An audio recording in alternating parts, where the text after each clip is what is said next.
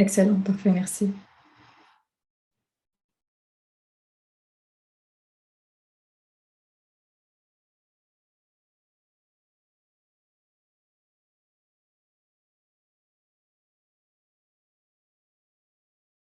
Bonjour à toutes et à tous. Nous sommes très heureux de vous voir aussi nombreux à nos webinaires du vendredi, donc nos webinaires qui sont bimensuels.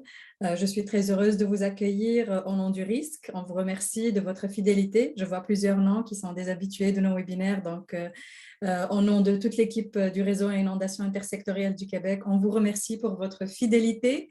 Je suis Manel Jemel, la directrice développement et partenariat, et je serai la modératrice du webinaire aujourd'hui.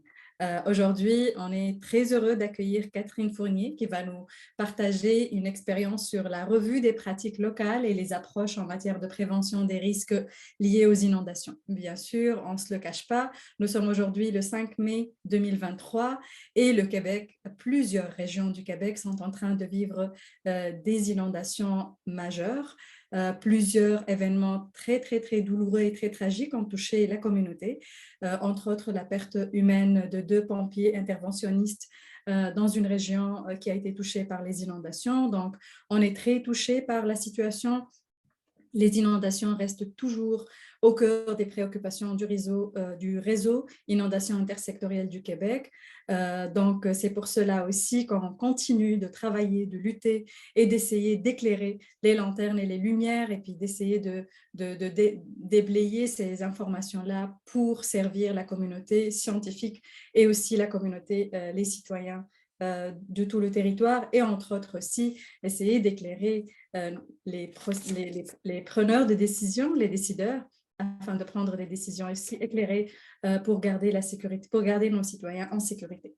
Donc, le déroulement de la présentation va se faire comme suit. Donc, Catherine, notre chère invitée aujourd'hui que je présenterai, va donner sa présentation. Tout au long de la présentation, si vous avez des questions, vous pouvez très, très bien les écrire dans le chat. Puis ensuite, une fois elle a terminé, on a prévu une séance de questions-réponses. Donc, vous pouvez lever la main et puis lui poser aussi la question directement si vous le souhaitez. Donc, comme vous le savez très, très bien, nos webinaires du vendredi sont toujours enregistrés. Vous allez les retrouver cet après-midi-là enregistrés sur YouTube et vous pouvez aussi les revisionner. Ultérieurement, notre chaîne YouTube du risque, elle contient tous nos webinaires depuis 2019, 2020, je pense, depuis printemps 2020 que cette série de webinaires elle a commencé. Vous allez trouver des sujets super intéressants qui touchent à tous les aspects santé, en sciences sociales et en nature et technologie. Donc aujourd'hui, Catherine Fournier, notre invitée qui nous vient du Centre Urbanisation, Culture et Société de l'INRS, l'Institut national de recherche scientifique. Elle est diplômée en urbanisme et elle est aussi titulaire d'une maîtrise en études urbaines de l'Institut national de la recherche scientifique, bien sûr. Dans le cadre de sa maîtrise, sa recherche visait à interroger les différentes approches locales de la prévention des risques liés aux inondations et de soulever les enjeux qu'elle pose du point de vue des autorités qui y participent. Donc, dans ce webinaire, elle nous présentera un éventail de ces pratiques et des approches et les approches qui ont été mises en œuvre par différents types d'acteurs qui agissent à différentes échelles, que ce soit des municipalités régionales, métropolitaines et aussi des organismes de bassin versant pour prévenir les risques liés aux inondations au sein de la région hydrographique de l'Outaouais et de Montréal. Donc, bienvenue, Catherine. Je vous laisse maintenant avec la présentation et je vous souhaite un excellent webinaire. Merci. Merci à toi, Manel.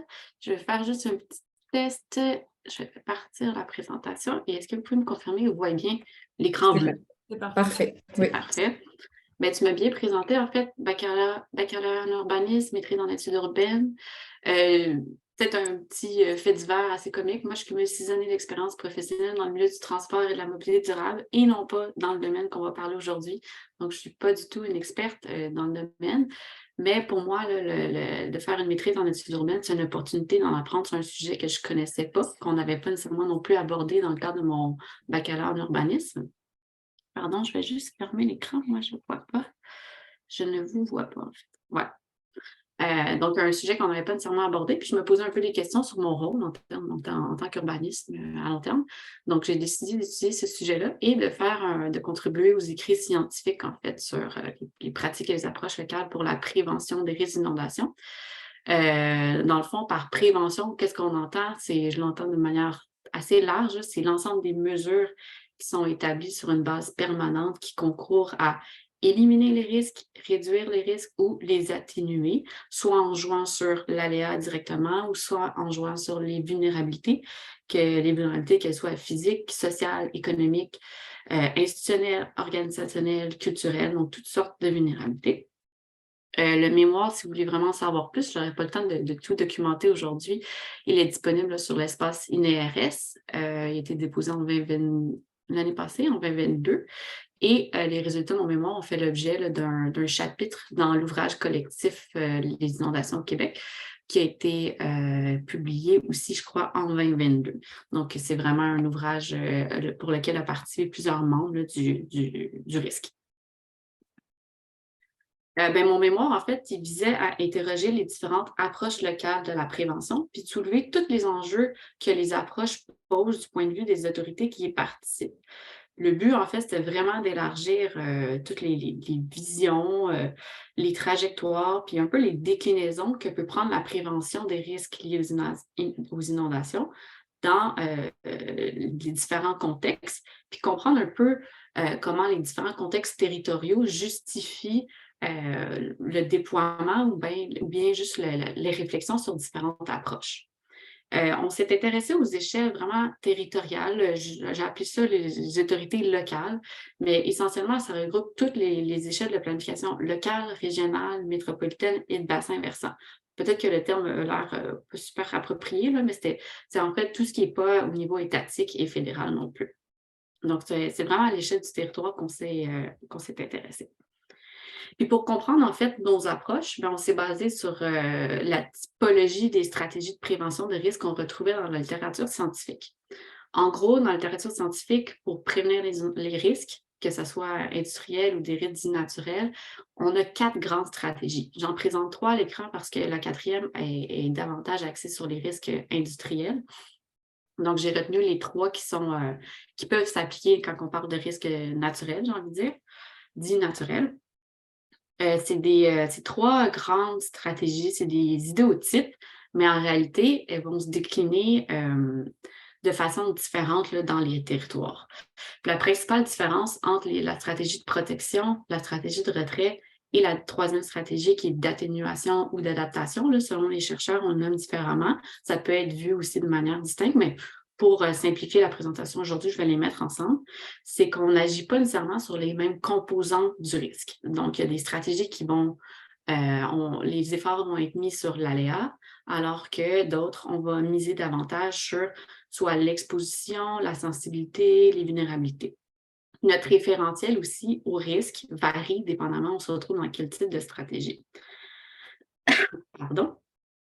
En fait, la thèse qui est mise de l'avant dans la littérature scientifique, c'est qu'il y a plusieurs chercheurs qui pensent que la diversification des stratégies et leur mise en application dans les territoires et leur adaptation aux territoires et aux enjeux locaux est associée finalement à une plus grande résilience à toutes les échelles de planification.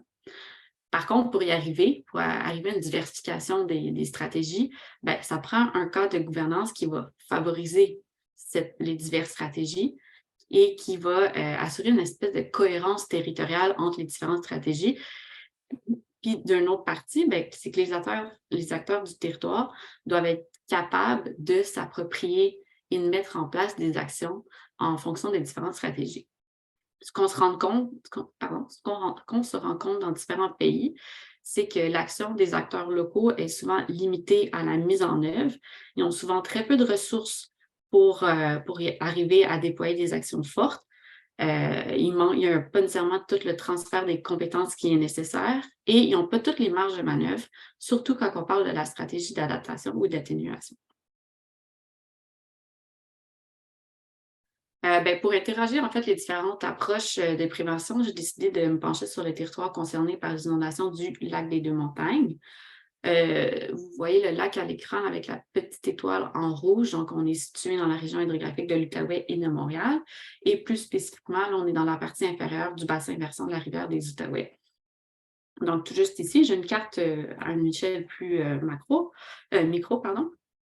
C'est un lac qui est bordé par une vingtaine d'entités locales, donc municipalités, arrondissements et une communauté Mohawk. Ces entités-là sont regroupées au sein de 5 entités régionales, donc 3 MRC que vous voyez à l'écran délimité en orange, l'agglomération de Montréal, la ville de Laval aussi.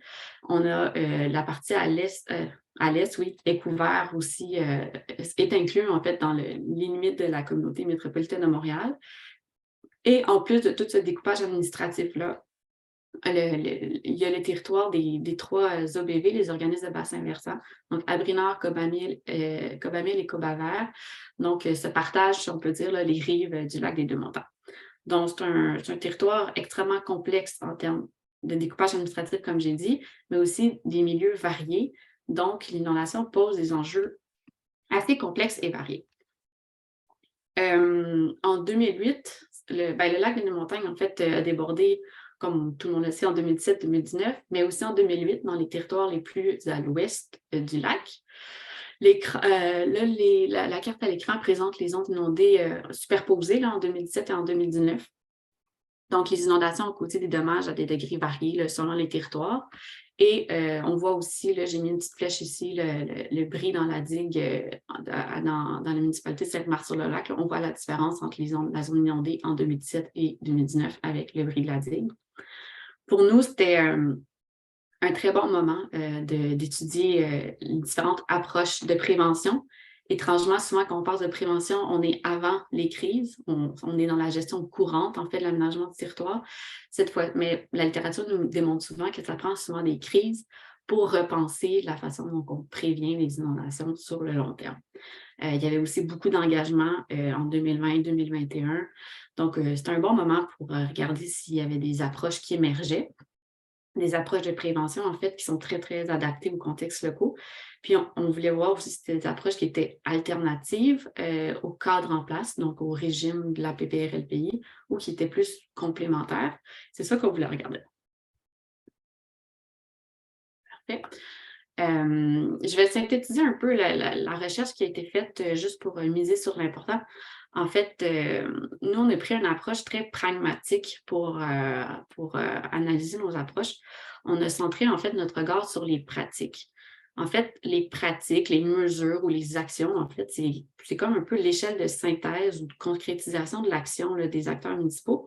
Puis ces actions-là, ben, vont s'ancrer dans différentes normes, puis ils vont parfois se développer un peu en dehors des cadres établis ou des zones grises, par exemple, des zones grises de la PPRLPI. Donc, on a pris le parti pris que les pratiques qui sont mises en œuvre dans les territoires étudiés ben, vont peut-être nous renseigner sur les approches qui sont privilégiées pour la prévention des risques selon les différents contextes territoriaux.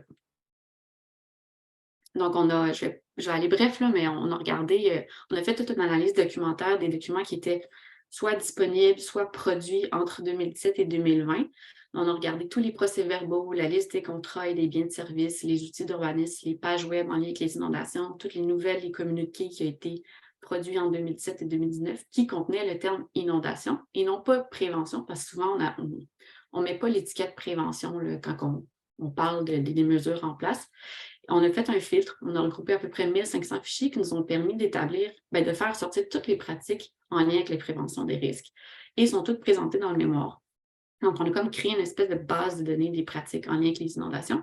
Puis à partir de ça, avec un traitement par code sur un logiciel qui s'appelle NVivo, on a pu faire émerger des espèces de visions, des approches qui nous apparaissaient en réflexion dans certaines municipalités. On a ensuite présenté ces approches-là et réalisé une série d'entretiens avec, on a fait 15 entretiens en fait semi-directifs avec des professionnels issus de 11 organisations. Il y avait des professionnels en aménagement du territoire, en environnement, en génie civil et des cours d'eau. Sécurité civile aussi, et on avait des élus et des directions générales de manière générale. Donc, c'était assez varié. Ça nous a permis en fait de confirmer les approches, de mieux comprendre la vision des organisations.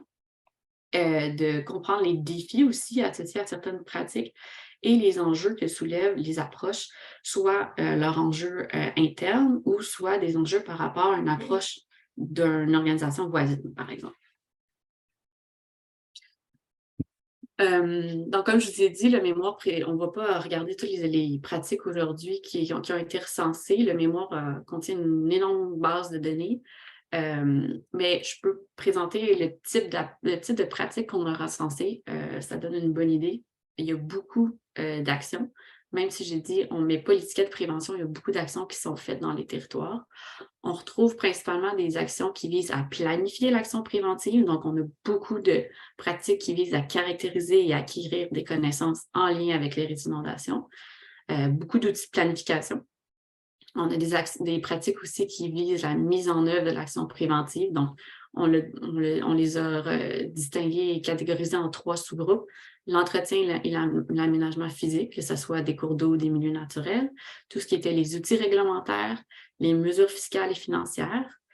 Et le 3e type de pratique, c'est tout ce qui était sur la communication des risques. Donc, il y a les outils de communication qui sont en place et la formation et la concertation. Donc, si vous intéresse, c'est vraiment tout est détaillé, toutes les pratiques sont détaillées par territoire et sont toutes détaillées dans le chapitre 5 du mémoire en question. On a aussi fait ressortir 7 approches préventives dans le territoire à l'étude.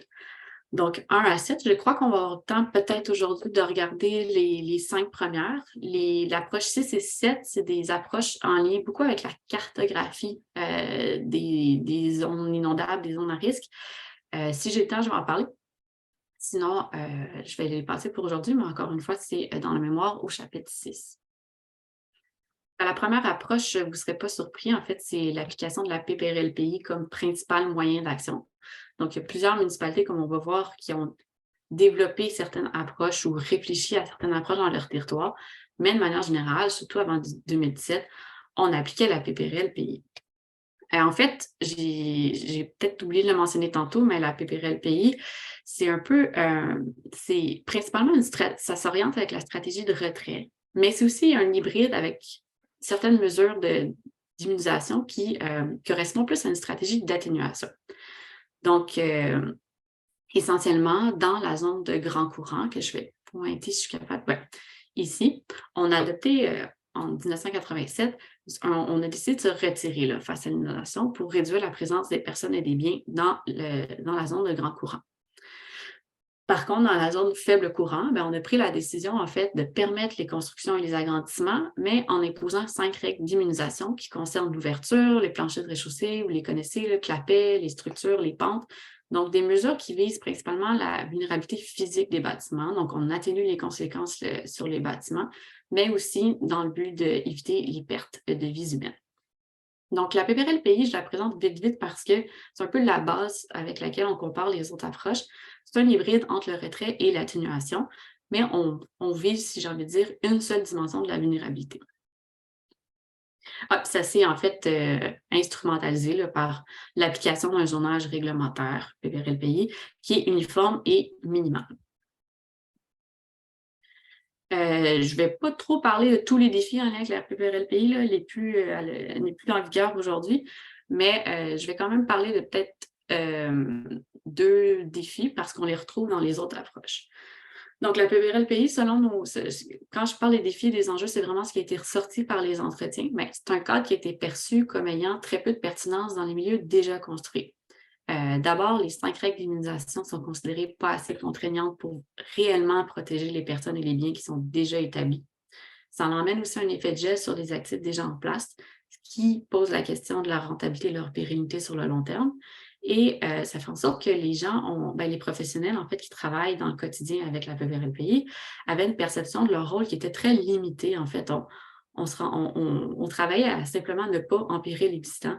Donc, il n'y avait pas nécessairement un engouement ou un engagement à faire plus. C'est aussi une approche qui avait été considérée mur à mur. Donc, un cadre qu'on applique de manière uniforme, qu'on essaie du moins d'appliquer de manière uniforme, mais pour des territoires qui sont pourtant variés. Sur le long terme, ce qu'on se rendait compte, c'est que d'une part, il y avait beaucoup d'efforts qui étaient mis dans la résolution de conflits que la PPRLPI générait sur les territoires, plutôt que de mettre des efforts complémentaires à faire mieux. Puis dans certains cas, bien, sur le long terme, on se rendait compte qu'il y avait eu beaucoup d'efforts pour négocier ce régime-là à certains moments opportuns, que ce soit suite à une inondation, suite à un changement d'élu ou changement d'élu ou un changement qui est nécessaire là, pour les outils d'urbanisme. Donc, on perdait un peu l'objectif final, puis on était plus dans la résolution, la négociation de ce régime-là. La deuxième approche qu'on a permis de faire ressortir, elle est, j'ai envie de dire, en application, mais en évolution ou en réflexion aussi, dans la MRC d'Argenteuil. Donc, c'est une approche qui, bien, en fait, depuis plus d'une dizaine d'années, la MRC a un peu repensé ses modes d'aménagement et de développement de son territoire. Puis, pour réduire les risques d'inondation, en fait, elle s'appuie beaucoup sur les services de régulation des écosystèmes naturels pour atténuer les risques d'inondation. Donc, c'est vraiment une approche qui s'inscrit pleinement dans les objectifs de la PPRLPI à l'époque, mais qui vient proposer des compléments de réponse en utilisant tout ce qui est cours d'eau, milieu naturel, comme étant des opportunités pour diminuer les risques et atténuer. La MRC, elle est consciente que ça ne va pas nécessairement diminuer la probabilité de l'aléa, mais que ça va peut-être diminuer certaines conséquences sur son territoire.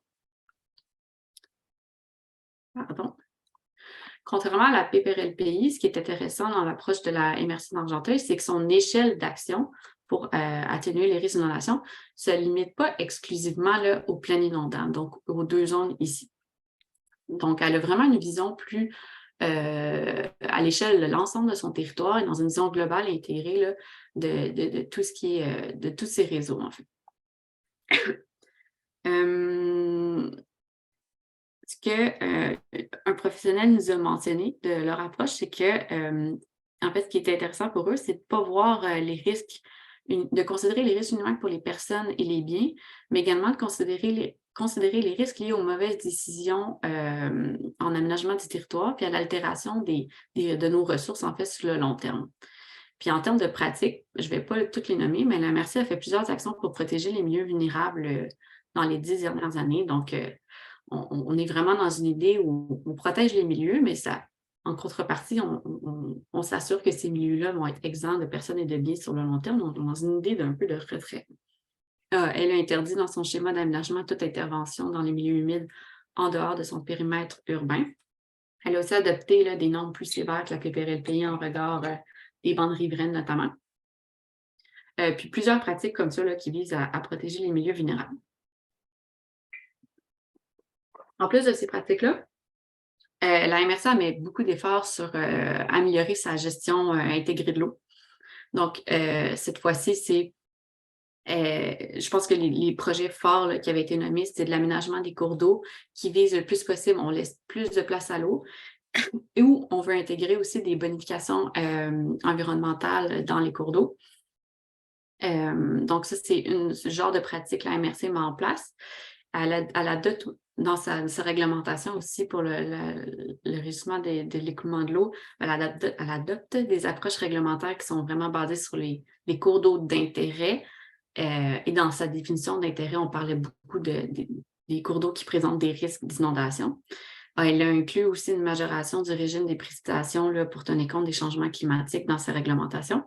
Pour la MRC, en fait, d'avoir une gestion cohérente de l'eau pouvait faire en sorte que lors des débordements, bien, les conséquences étaient diminuées lors d'un sinistre. Pardon, quelque chose dans la gorge. Une autre type de pratique, celle-ci est plus en réflexion. Ce n'est pas quelque chose qui est en application, ce serait vraiment la vision de la MRC pour un peu compléter son approche en termes de prévention des risques. Ça serait d'envisager la valorisation potentielle de certains secteurs vierges, mais qui sont contraints par des risques d'inondation. Donc, la MRC voit il y a plusieurs avenues intéressantes. Là.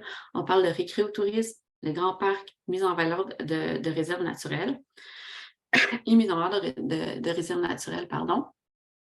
Donc, c'est un peu l'approche de la MRC d'Argenteuil.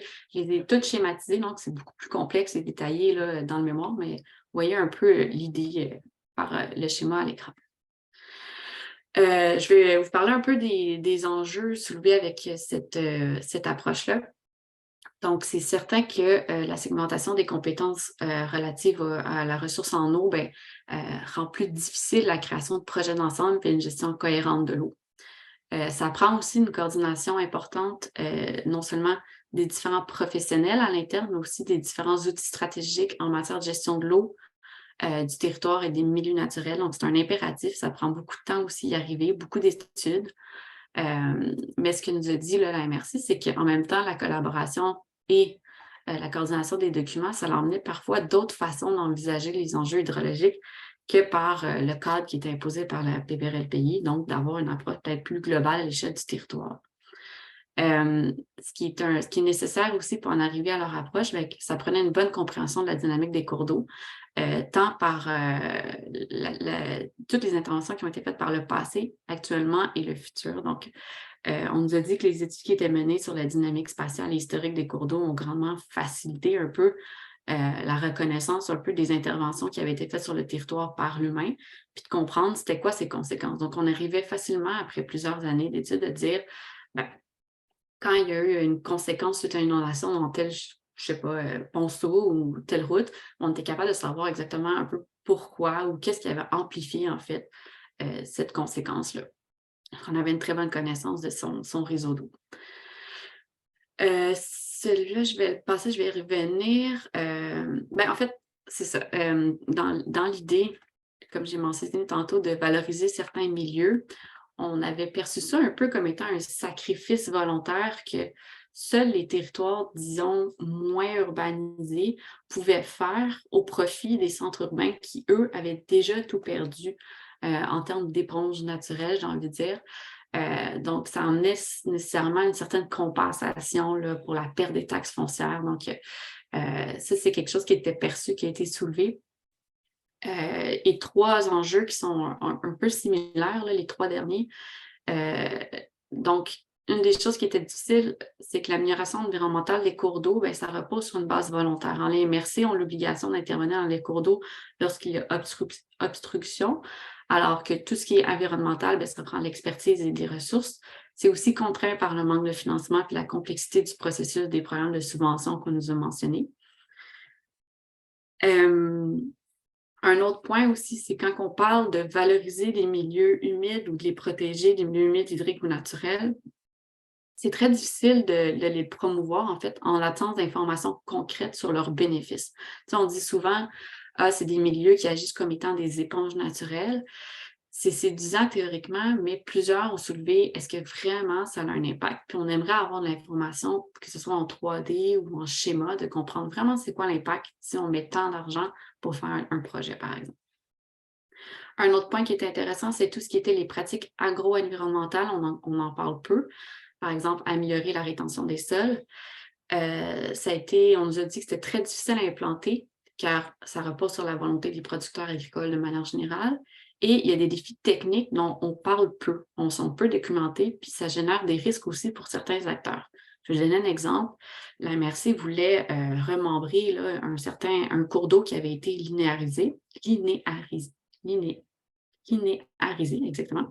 Puis, quand elle avait les deux pieds dans la terre, en fait, la pelle mécanique n'arrivait simplement pas à faire le méandre ou faire de faire les courbes, en fait, pour que le cours d'eau soit méandré. Puis, les ingénieurs, en fait, ils ne voulaient pas prendre le risque de le faire. Donc, il y a des défis comme ça qui nous empêchent de mener à terme certains projets. Je vais regarder l'heure. La troisième approche, cette fois-ci, c'est à l'arrondissement de l'Île-Sainte-Geneviève. Je l'ai appelée l'approche un peu trade-off. À l'Île-Sainte-Geneviève, ils ont décidé de dire qu'on va protéger, excusez-moi, je vais recommencer. Donc, un peu un trade-off entre on va être plus sévère que la PPRLPI à l'époque dans les zones qui sont non bâties, mais en échange, on veut une protection plus accrue de nos secteurs qui sont vulnérables. Donc, c'est vraiment schématisé le schéma à l'écran, on va le voir en détail. Donc, je crois que c'est en 2019, l'arrondissement a modifié son règlement de zonage pour que les zones, pour que les règles qui s'appliquaient dans la zone de grand courant s'appliquent maintenant dans la zone de faible courant. Donc, je pense que ça a été la première au Québec à venir interdire tout ce qui était construction et agrandissement dans une plaine inondable à faible courant. Donc, ça a été, je pense, une première au Québec. Donc, on protège davantage les milieux non bâtis. Et pour ces secteurs bâtis les plus vulnérables, bien, c'est sûr qu'au moment où moi j'écrivais mon mémoire, donc je pense que c'était en 2021, l'arrondissement attendait les résultats d'études pour orienter un peu dans les mesures à mettre en place.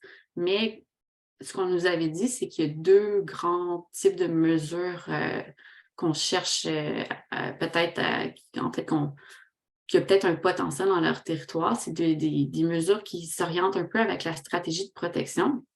Donc, d'une part, on aimerait se doter davantage d'ouvrages de protection pour les secteurs bâtis les plus vulnérables ici. Et d'autre part, on aimerait créer et consolider là, des espaces d'expansion des crues, que ce soit des espaces naturels ou vraiment plus des espaces qui sont aménagés des ouvrages de génie civil, où, dans le fond, on va se répandre les eaux pendant la crue et peut-être éviter certains secteurs déjà bâtis. Je pense que j'ai oublié les petites animations, effectivement. Ce qu'on a appris, en fait, avec cette approche-là, c'est l'importance d'avoir une très bonne connaissance des vulnérabilités de son territoire. Donc, comme je ne sais pas si je l'ai mentionné, mais l'arrondissement s'est doté d'une analyse de l'appréciation du traitement des risques.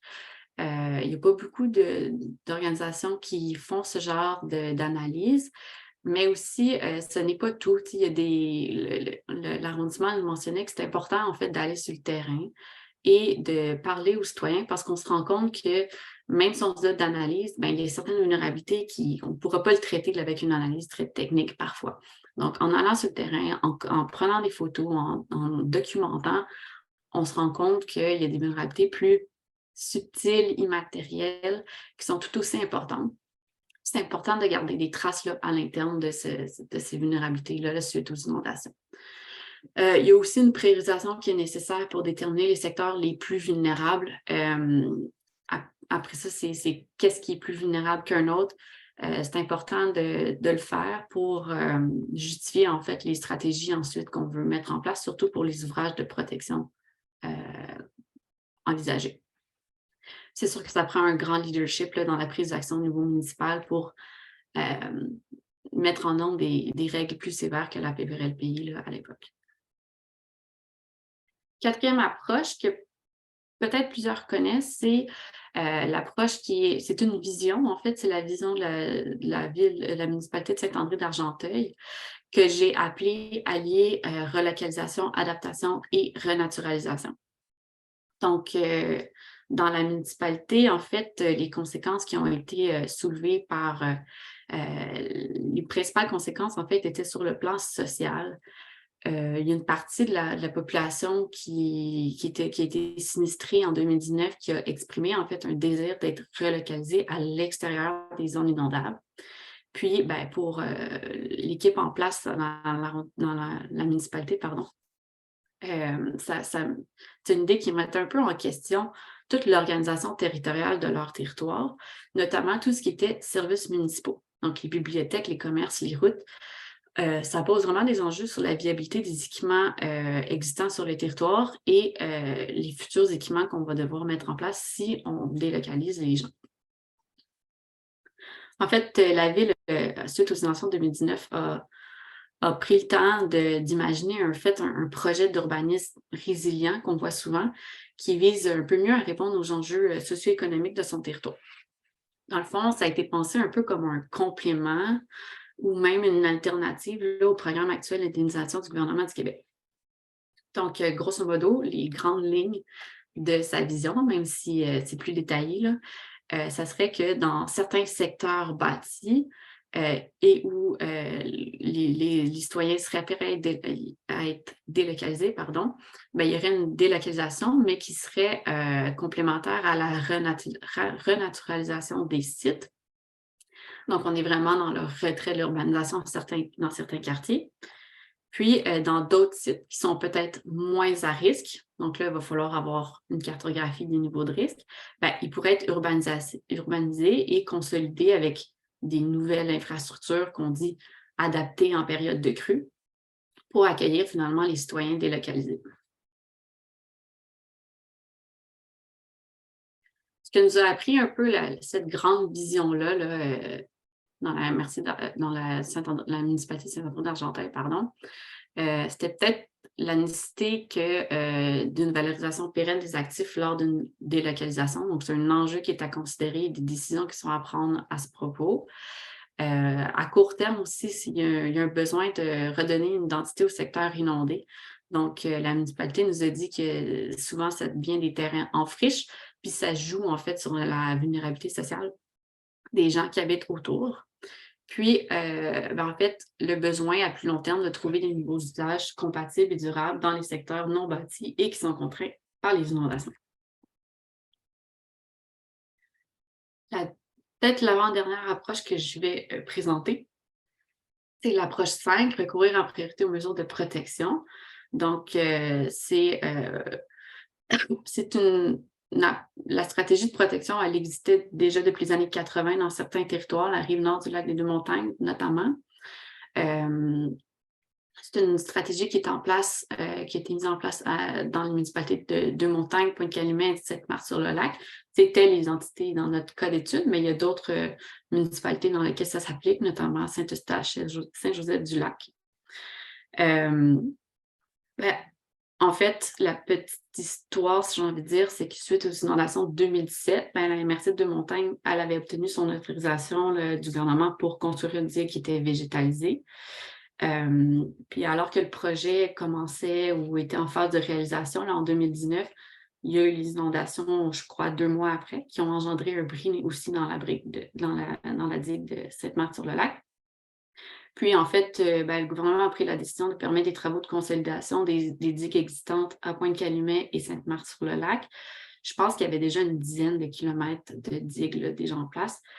Et on a permis à la municipalité de Montagne d'apporter des modifications à son projet de digue végétalisée pour la rehausser et la renforcer.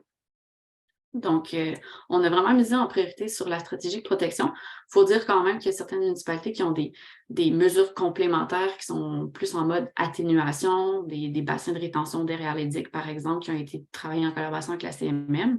Mais de manière générale, on est ici sur la stratégie de protection. Donc, on s'est retrouvés là, suite à la crise, finalement, avec des digues plus hautes, théoriquement plus résistantes. Puis, ce qu'il faut comprendre aussi dans ce contexte, c'est que ces 3 municipalités-là étaient visées par une zone d'intervention spéciale qui avait été mise en place par le gouvernement du Québec. Puis, on a pris la décision, en fait, de reconstruire sans règles particulières là, derrière les digues. Donc, on a reconstruit un peu à l'identique, si je peux dire.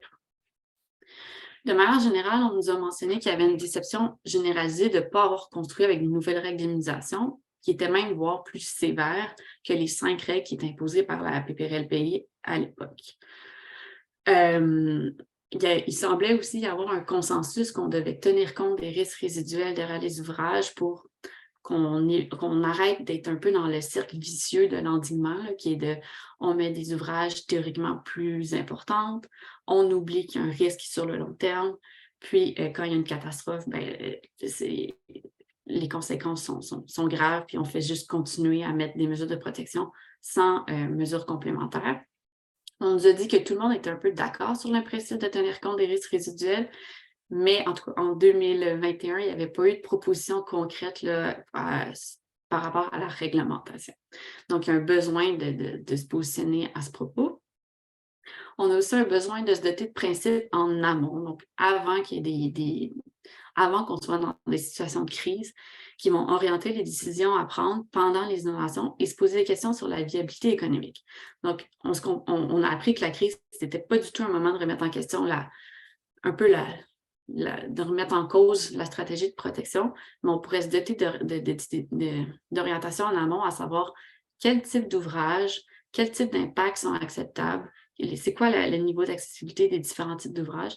Ça aussi, c'est un autre point, là, je suis ici. On a vraiment besoin d'une discussion collective sur les types d'ouvrages parce que le mot digue, il y a différentes interprétations. On a tous un a priori sur ces ouvrages-là. mais on ne sait pas nécessairement toujours de quoi on parle quand on utilise un seul et même étiquette, en fait. On nous a dit que le recours aux ouvrages de protection créait aussi une espèce de pression sur les territoires limitrophes. Il y a certains professionnels qui se voyaient dans l'obligation de toujours négocier, en fait, avec leur conseil municipal qui percevait un peu la mesure comme étant efficace puis facilement subventionnable là, par le gouvernement du Québec. Donc, c'était une perception qui était soulevée. Je dirais aussi en lien avec cet enjeu-là, c'est qu'on a senti que c'était des décisions, la décision de reconstruire des digues plus importantes qui étaient prises dans l'urgence, qui étaient souvent en vase clos. Donc, plusieurs nous ont dit que, de un, on n'arrivait pas à suivre le dossier. On n'était pas capable de suivre les niveaux d'autorisation, de voir comment les projets évoluaient, puis on n'arrivait pas à exprimer notre opinion à travers les décisions. Donc, c'est vraiment entre la municipalité et le gouvernement du Québec. On avait encore des perceptions que, en fait, je dis encore parce que c'était des propos qui avaient été abordés, là, je pense, dans les années 80 avec le barrage du Grand Moulin, là.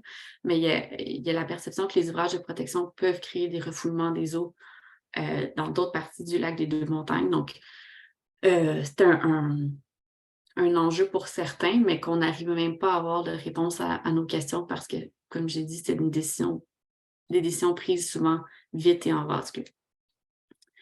Donc voilà un peu les enjeux soulevés avec cette approche-là. Je dirais aussi, j'en ai passé un, là, c'est important aussi ça nous a permis aussi, l'approche en fait, il faut comprendre que c'est important de comprendre, de reconnaître puis de tenir compte des héritages du territoire. Il y a beaucoup de perceptions, j'ai envie de dire, négatives ou de critiques qui étaient mises à l'égard quand on dit qu'on va construire des digues. Mais il faut comprendre que ces territoires-là, il y a des décisions qui ont été prises et qui ont été entérinées dans le passé, qu'on vit avec aujourd'hui, et que, un peu comme je l'ai présenté théoriquement, c'est mieux d'avoir une diversité de stratégies que d'en avoir juste une qui ne fonctionne pas, en fait. Puis c'est important de comprendre que les gens qui sont là aujourd'hui, ce pas les mêmes qui étaient là il y a 20, 30, 40 ans.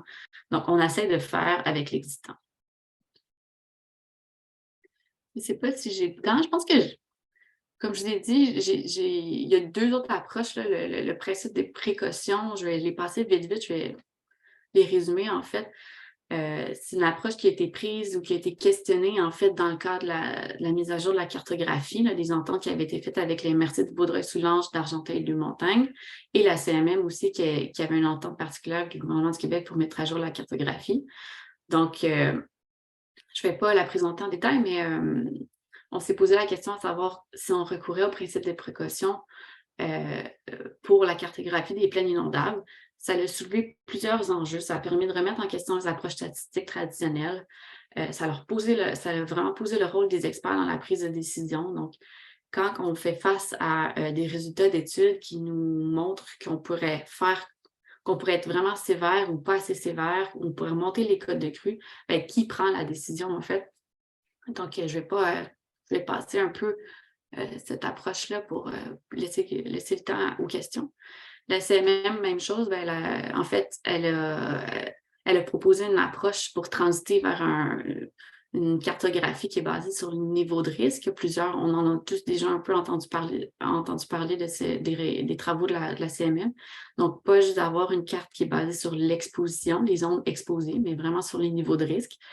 Je vais passer, mais en soi, l'idée a fait vraiment consensus pour l'ensemble des territoires du lac des Deux-Montagnes. C'est vraiment les règles à inscrire à l'intérieur du futur règlement, puis toutes les organisations qui sont responsables d'écrire les futures règles, en fait, qui a soulevé certaines réserves. Donc, je les ai passées très, très vite, là, mais je vais vous laisser le temps qu'on puisse échanger puis poser des questions. Donc, voilà. Je ne vous vois pas. Merci beaucoup, Catherine. C'est parfait, c'est excellent. Très, très belle présentation. Sincèrement, personnellement, j'ai appris tellement de choses et bravo, la visualisation, en fait, la façon comment tu présentais les schémas, c'est tellement clair. Je vous invite, si vous voulez, dans l'ouvrage collectif, c'est le chapitre 11, le chapitre de Catherine, très intéressant aussi. Je vous invite à vous procurer notre ouvrage collectif, la Bible des inondations, comme on aimerait l'appeler ici au risque. C'est l'ouvrage qui a vraiment regroupé les trois. Oui, voilà, bravo. C'est un peu, mais... Ouais. Donc, vous pouvez vous le procurer en ligne sur le site web des PUC, Publications universitaires du Québec, ou bien dans les librairies. Je tenais à souligner que l'ouvrage, il est basé sur les trois grands axes de financement du risque. En fait, vous savez que le risque, il est financé par les FRQ dans ces trois axes qui sont FRQSC, Sciences humaines et sociales, FRQNT, donc nature et technologie, et FRQSC, donc de la santé. Vous allez trouver des chapitres qui parlent outre des problématiques en fait reliées à la réglementation, aux digues, aux solutions technologiques, aux approches aussi par la santé. Dr Mélissa Généreux et Daniel Maltais ont fait d'excellentes recherches sur l'analyse psychosociale, les impacts psychosociaux sur des inondations sur la population en fait. Donc, voilà, merci beaucoup Valérie. Donc, ça me donne aussi l'occasion de remercier premièrement, Catherine Fournier, notre invitée aujourd'hui, pour cette excellente présentation. Je remercie aussi ma collègue Valérie qui apparaît à l'écran, qui est, elle, la chef d'orchestre, comme je tiens toujours à le dire, des webinaires. C'est elle qui assure la coordination des webinaires, des sujets et des invités pour concocter ces excellents événements. Donc, je vois qu'on a une question. Est-ce une bonne idée de toujours permettre à reconstruire dans des zones qui ont été inondées? Excellente question. Je te laisse l'espace de répondre, Catherine. De reconstruire, effectivement. Comme je l'ai dit, il y avait un consensus, c'est pas nécessairement de ne pas reconstruire, mais c'est peut-être de reconstruire mieux, puis de mieux caractériser en fait le risque qu'il y a derrière les ouvrages de protection. Là, vous parlez dans les zones inondées uniquement. En fait, le risque derrière les ouvrages de protection, c'est souvent un risque qui la probabilité qu'il arrive, elle est moindre. Là, je ne suis pas experte, mais que si ça arrive, la catastrophe peut être plus grande. Donc, l'idée de tenir compte des risques résiduels fait consensus. Enfin, ce qui reste à comprendre, c'est comment on le réglemente, comment on écrit ces règlements-là, puis qu'est-ce qui va faire consensus. Je ne sais pas, en fait, si quelqu'un, peut-être même un participant, a plus d'informations sur si cette idée-là du risque résiduel a fait son chemin. Là, on peut partager. Moi, j'ai pas entendu nécessairement de suite, mais peut-être si quelqu'un a quelque chose à des nouveautés ou de l'information là-dessus, n'hésitez pas à prendre la parole non plus. Si tu permets, Catherine, de par mon humble et petite expérience en rétablissement, en processus de rétablissement, en fait, la question, elle est très complexe. Elle nous vient de Marc-Andrew Stephen. En fait, permettre de reconstruire, c'est un terme qui est un peu controversé parce qu'on ne peut pas interdire la reconstruction lorsque la personne elle a ce qu'on appelle un droit acquis. Donc, en droit de l'urbanisme et en droit en général, quand une personne elle bénéficie d'un droit acquis, si la propriété n'a pas perdu sa valeur, qui n'a pas dépassé 50% de la valeur, ça c'est entre autres en analyse des sinistres, on ne peut pas interdire. Par contre, ce sur quoi on travaille, et je sais que Catherine, elle est avec nous, et ce sur quoi le risque milite, c'est sur l'éducation de la population au danger de s'installer dans des zones à risque. Même si on est caché derrière une digue, même si on est caché derrière un ouvrage de protection, s'installer dans des zones à risque d'inondation, ça reste toujours un danger. Un danger pour celui qui réside, mais aussi pour l'organisation. Et ça, je le discutais ce matin avec mes collègues dans l'équipe, c'est que ce que les gens ne comprennent pas, et je veux vraiment profiter pour en prendre l'exemple des 2 pompiers interventionnistes qu'on a perdus, qui ont perdu l'âme, et c'est vraiment tragique, c'est qu'une personne qui s'installe dans une zone à risque d'inondation, elle met en péril aussi la sécurité des équipes qui vont aller la secourir. Donc, c'est pas uniquement, c'est comme quelqu'un qui prend sa voiture et qui roule à 400 à l'heure sur un autoroute.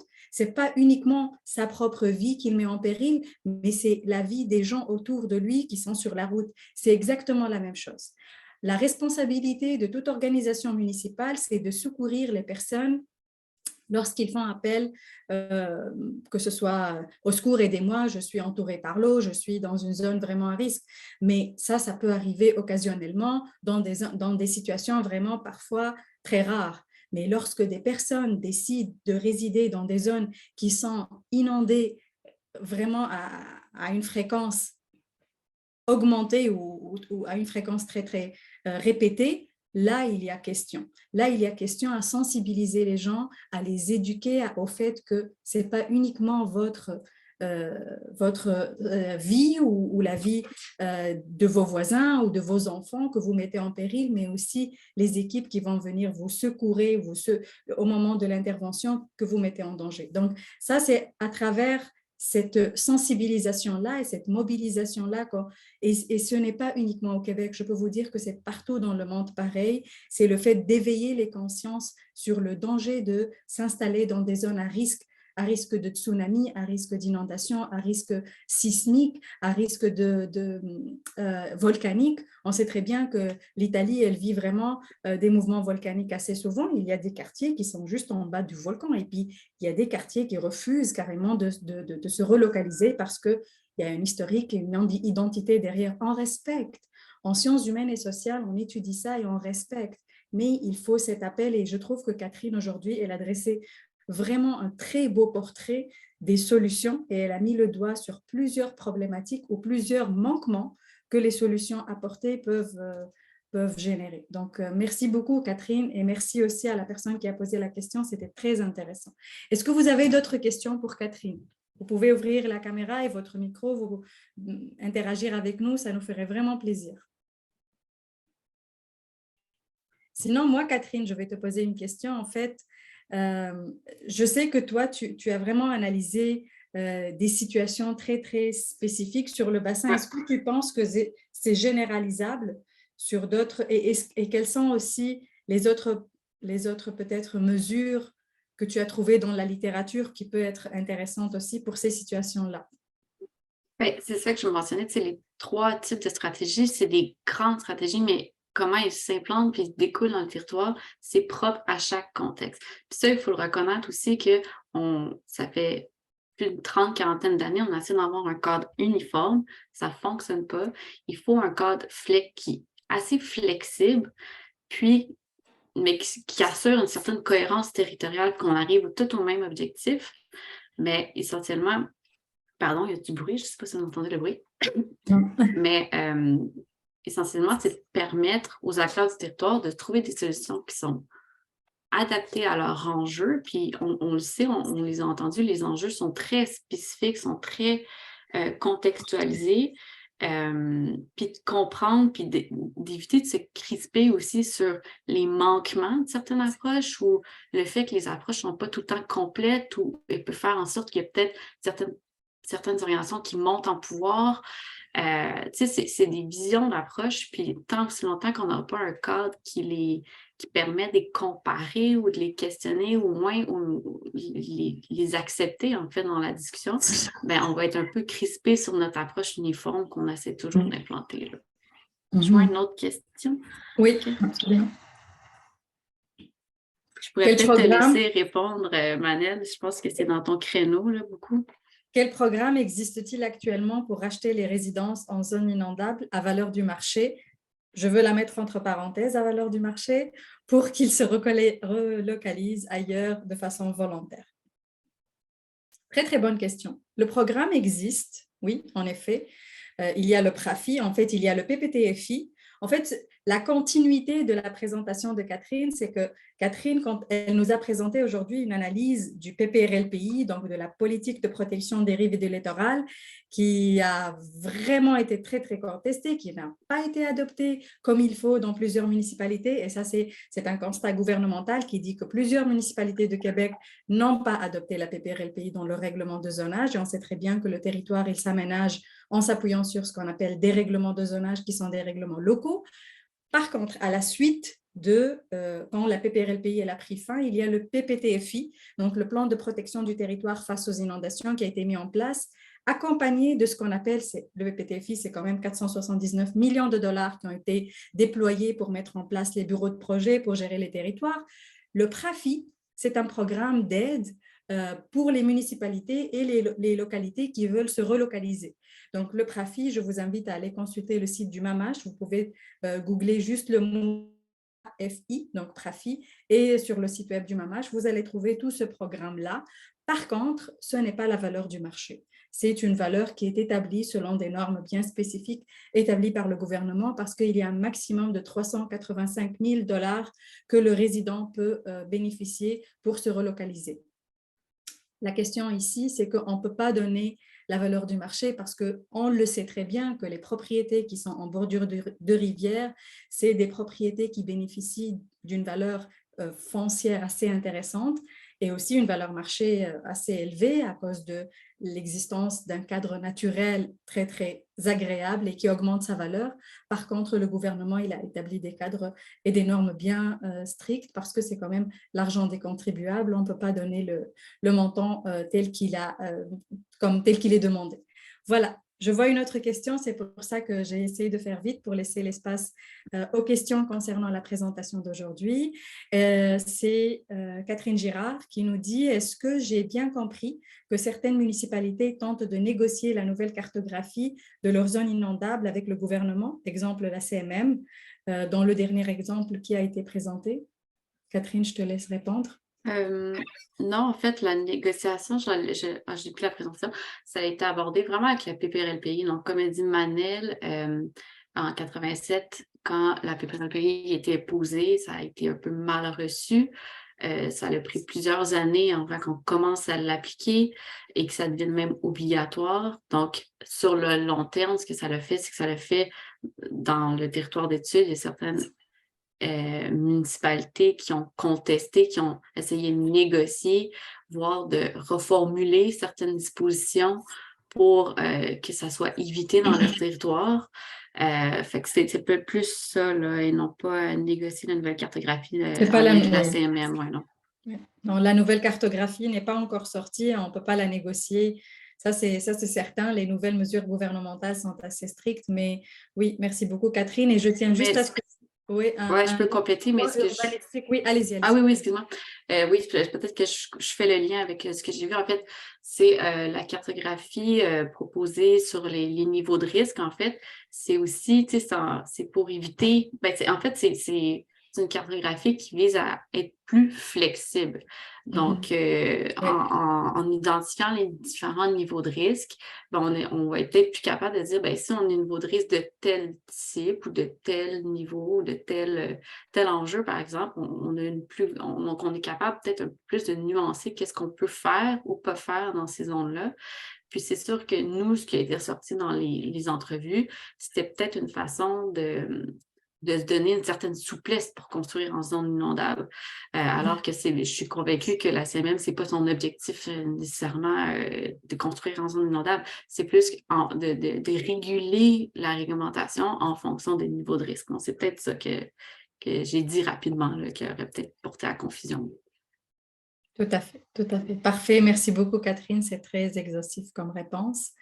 Il nous reste 45 secondes, je pense, dans le temps de notre présentation. Donc, si on n'a plus de questions, je réitère mes sincères remerciements pour Catherine Fournier. Une excellente présentation qui arrive vraiment au bon moment. Le momentum est bien choisi pour faire ta présentation, Catherine. Donc, on a hâte de voir la suite de tes recherches. Je remercie toutes les personnes qui étaient présentes aujourd'hui avec nous dans ce rendez-vous. On se donne rendez-vous dans 2 semaines pour les webinaires du risque. Je remercie encore Valérie et puis je vous souhaite une excellente fin de semaine. Au revoir. Merci à tous.